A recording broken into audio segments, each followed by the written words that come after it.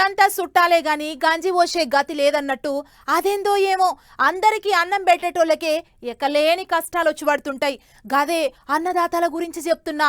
నెల దినాల సంధి వడ్లు కొంటలేరు, మక్కలు కొంటలేరని శాన దిక్కులల్ల రైతన్నలు రోడ్డెక్కిండ్లు.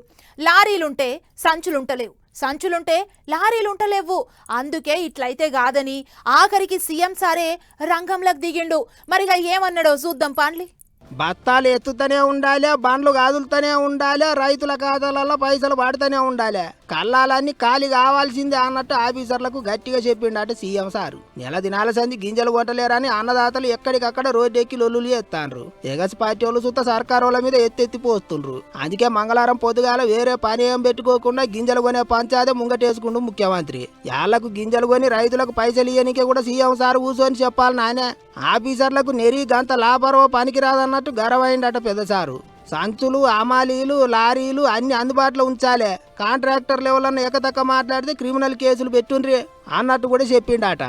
అంతేకాదు, గోదాములు లేకపోతే ఫంక్షన్ హాల్లో, రైతు బజార్లో ఎక్కడో కాడ మాట్లాడుకొని గింజలు అక్కడ నిల్వ చేసుకొని అన్నట్టు కూడా చెప్పిండట. తాలు తరువు అనుకుంటా నెత్తిమాసిన దళారులు తప్పుడు లెక్కలు చేస్తే మాత్రం ఆఫీసర్లే వాళ్ళకు బుద్ధి చెప్పాలి అన్నాడట ముఖ్యమంత్రి.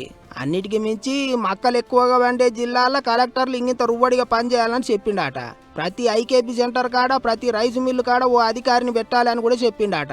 రైతులకు గోస లేకుండా చూడాలి అన్నట్టు మాట్లాడినట సీఎం సారు.